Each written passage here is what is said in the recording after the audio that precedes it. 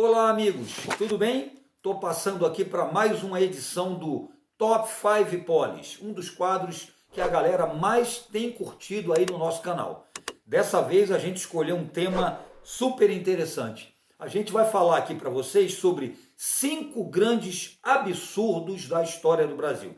A gente já falou sobre as 5 maiores trapalhadas, né? Agora a gente quer falar sobre 5 fatos que realmente podem ser considerados, do ponto de vista histórico, grandes absurdos, né? Verdadeiros paradoxos. Não estipulei um ranking, né? Normalmente eu coloco quinto colocado, quarto, até o primeiro. Não estipulei o ranking porque eu acho que eu devo deixar para você julgar. Tá? São fatos. Faça o seu julgamento, estabeleça o seu ranking, tá certo? Então vamos lá. Primeiro absurdo que a gente selecionou aqui. A República foi proclamada por um monarquista ferrenho. A gente já até tratou disso aqui em outro vídeo. O movimento republicano, gente, que foi conduzido com tanta ideologia, né, com tanta filosofia por parte dos jovens oficiais aí, militares do Exército Brasileiro, ele acabou chegando ao seu apogeu, quer dizer, a proclamação da República, ela acabou acontecendo através de um monarquista. Deodoro da Fonseca era monarquista ferrenho, ele não tinha nada de republicano, aderiu na última hora sob pressão.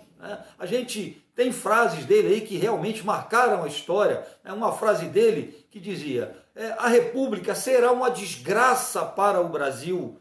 Então, um grande absurdo. Uma pessoa que foi monarquista a vida inteira, tinha uma fidelidade canina ao Dom Pedro II, acabou sendo responsável pelo golpe que levou à proclamação da República. Um grande absurdo. A gente colocou aqui também o fato de o Brasil ter que pagar uma indenização de 2 milhões de libras esterlinas a Portugal para ter a sua independência formalizada. Veja só que situação. A independência foi formalizada pelo Dom Pedro I em 7 de setembro de 1822, mas depois, para que Portugal reconhecesse a independência do Brasil, o Dom Pedro I pagou a bagatela de 2 milhões de libras esterlinas para o Dom João VI, que por acaso era o pai dele, e rei de Portugal. Então, assim, um grande absurdo. Não foi coisa de pai para filho, foi coisa de filho para pai. Então, a gente já nasceu devendo 2 milhões de libras esterlinas.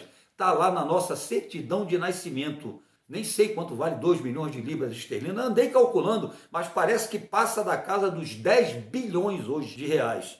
Uma grana preta. Outro grande absurdo assim que a gente selecionou aqui, coloquei aqui Lampião cangaceiro, líder de um bando de assassinos, porque os cangaceiros eles eram assassinos, essa história de justiceiros aí, defensor dos pobres, essa teoria realmente não tem nada a ver, realmente eles eram bandidos, cangaceiros, estupradores, matadores, viviam disso. Lampião, ele foi abençoado pelo padre Cícero, ele ouvia os conselhos do padre Cícero. Padre Cícero, que existe até um movimento no sentido de canonizar Padre Cícero. Então, Padre Cícero, gente, foi conselheiro de Lampião. Os dois chegaram a se encontrar em Juazeiro do Norte em 1926.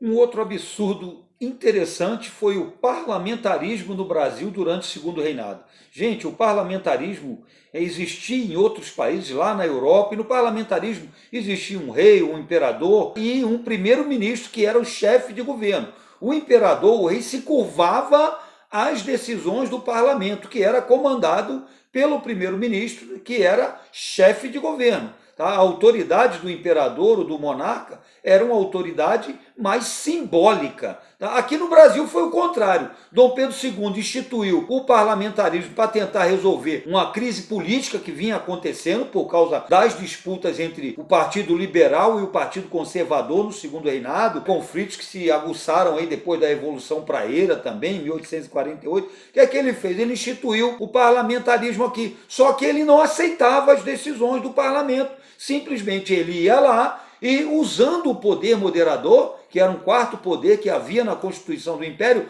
ele, se não gostasse da decisão do presidente do Conselho de Ministros, ele ia lá e demitia ele. Se ele não gostasse de alguma deliberação do parlamento, ele ia lá e simplesmente dissolvia o parlamento. Então isso aqui ficou conhecido como parlamentarismo às avessas. Tá? O monarca se sobrepunha ao poder legislativo, ao parlamento, em vez do parlamento se sobrepor ao monarca. Tá? Coisa realmente absurda.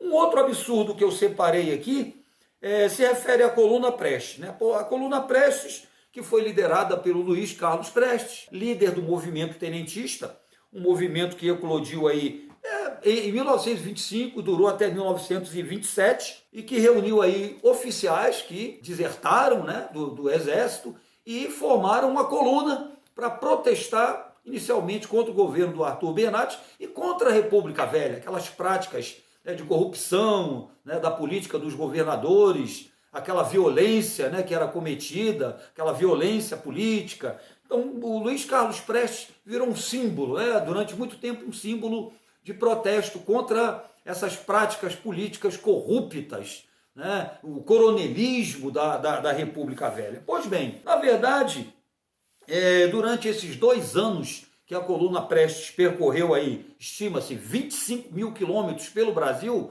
né, eles não fizeram nada de concreto, não apresentaram nenhum projeto político e, mais do que isso, né, cometeram assaltos, saques, tá, roubo de gado e até execuções. Tá?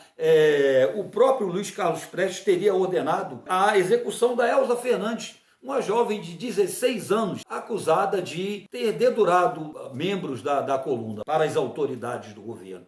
Então, o Cavaleiro da Esperança, na realidade, ele cometeu uma série de atos com o grupo aí da coluna, que realmente é o que a gente disse, não apresentou nada de concreto em termos políticos, de projeto político, nada de concreto. Eles realmente deram contra-testemunho pelo modus operandi da coluna durante o seu deslocamento. Em 1927, a coluna se rendeu, né, e os membros da coluna, os líderes, pelo menos, sumiram lá para os confins da Bolívia. Então, assim, são 5 fatos que a gente realmente considera como verdadeiros absurdos históricos. Tá certo, gente? Então é isso aí. Tá? Até a próxima edição do Top 5 Polis. Em relação a esse aqui, faça aí o seu ranking, tá? Aguardo a sua sugestão de tema.